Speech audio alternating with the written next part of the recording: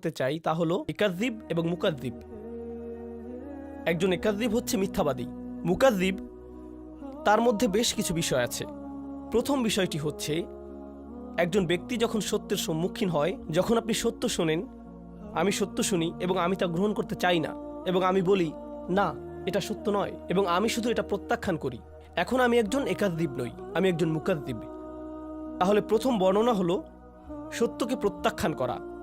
মুকাযযিব সম্পর্কে দ্বিতীয় জরুরি বিষয়টি হচ্ছে আমি শুধু তা প্রত্যাখ্যানই করিনি, আমি আমার চারপাশের সবাইকে বলছি এটা মিথ্যা। এটা হতে পারে দাওয়া, যেখানে আপনি সবাইকে সত্যের পথে আমন্ত্রণ করছেন। মুকাযযিব হচ্ছে সে যে সত্য গ্রহণ করে না এবং সবাইকে সত্যকে মিথ্যা বলে গ্রহণ করতে নিষেধ করে। তারা একটা নেগেটিভ ক্যাম্পেইন করে এবং তারা একটা বাতিল ক্যাম্পেইন করে। মানে তারা শুধু নিজেরাই সত্যকে প্রত্যাখ্যান করে না, তারা অন্যদেরকেও সত্যকে মিথ্যা হিসেবে গ্রহণ করতে কনভিন্স করে, তারা মিথ্যাকে ছড়িয়ে দিতে চেষ্টা করে, তারাই মুকাযযিব। এটাই হচ্ছে প্রথম বর্ণনা।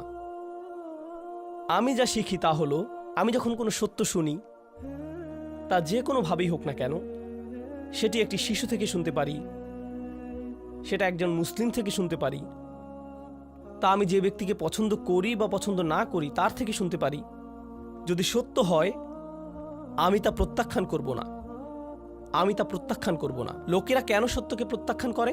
কারণ শুধু এটা নয় যে তারা খারাপ মানুষ। এর কারণ হলো, উদাহরণস্বরূপ মহানবী সাল্লাল্লাহু আলাইহি সাল্লামের চাচা আবু তালেব সত্যকে গ্রহণ করেননি, তিনি সত্য গ্রহণ করেননি। কিন্তু প্রশ্ন হলো কেন তিনি সত্য গ্রহণ করেননি?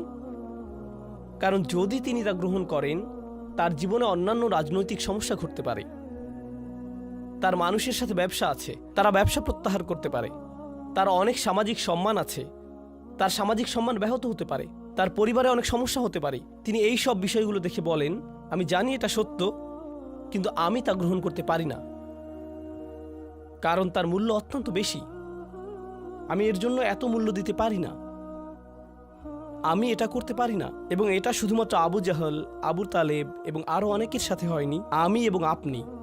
যদিও আমরা মুসলিম, তবে মুসলিমদের মধ্যেও এমন হতে পারে। আমরা শুধু বলি লা ইলাহা ইল্লাল্লাহ, আমরা আল্লাহকে একমাত্র উপাস্য রূপে গ্রহণ করে নিয়েছি, আমরা মুহাম্মদ সাল্লাল্লাহু আলাইহি সাল্লামকে নবী বলে গ্রহণ করে নিয়েছি, কিন্তু ইসলামের অভ্যন্তরে আমাদের পরিবারের কেউ এসে আমাদের কিছু সত্য বলতে পারে এবং যদি আমরা তা গ্রহণ করি, তাহলে আমাদের বাবা তা পছন্দ করবেন না, অথবা আমাদের ভাই তা পছন্দ করবে না, অথবা যদি আমরা তা গ্রহণ করি আমাদের ব্যবসা ছেড়ে দিতে হতে পারে, অথবা আমাদের কাউকে টাকা ফেরত দিতে হতে পারে, একটি মূল্য প্রদান করতে হবে। তাহলে আমরা সেই সত্যের সাথে কি করি? না, এটা সত্য নয়, না না সেটা ঘটেনি। তাকযীব হচ্ছে রিসালাত, ঈমান, আল্লাহ, এইগুলোই তাকযীব। আপনি প্রতিদিনই তাকযীব করতে পারেন। এবং আপনি জানেন ইংরেজিতে একটা কথা আছে, বেস্ট ডিফেন্স ইজ অফেন্স। ঠিক আছে, আপনি সত্য গ্রহণ করছেন না, আমি সত্য গ্রহণ করছি না, কিন্তু তার জন্য আমাদের একটু খারাপ লাগছে। যাতে আমার একটু ভালো লাগে তাই আমি সবাইকে গিয়ে বলি না না না এটা সত্য নয়, আমি এটা গ্রহণ করতে পারছি না কারণ এটা ভুল। কিন্তু আপনি আপনার ভেতর থেকে জানেন যে আপনি ভুল, কিন্তু নিজেকে ভেতর থেকে একটু ভালো লাগানোর জন্য সত্যকে মিথ্যা বলে প্রচার করছেন। এভাবেই আপনি আপনাকে ডিফেন্ড করছেন। এটাই হচ্ছে বিচার দিবসে এক ধরনের মানুষের বর্ণনা, যারা সেদিন তারা যা করত সেটা লুকাতে পারবে না। ওয়াইলু ইয়াউমাইযিল লিল মুকাযযিবিন। এরপরে আল্লাহ তাদের সম্পর্কে দ্বিতীয় বর্ণনা দেন এবং সূরাটির খুবই ইন্টারেস্টিং ব্যাপার এখানেই। আপনি ভাববেন আল্লাযীনা কাযযাবু বির রিসালাহ কাযযাবু বিন নবী কাযযাবু বিন নার আল্লাযীনা কাফারু বিন নার। যে আল্লাহকে অবিশ্বাস করে, যে মহানবী সাল্লাল্লাহু আলাইহি সাল্লামকে মিথ্যাবাদী বলে, যে আল্লাহর বাণীকে মিথ্যা বলে, না, এখানে বর্ণনাটি হচ্ছে আল্লাযীনা হুম ফি খাউদিন ইয়ালআবুন, তারা ডুবে যায়। আমি এটা ইংরেজিতে ভালো ট্রান্সলেট করতে পারছি না।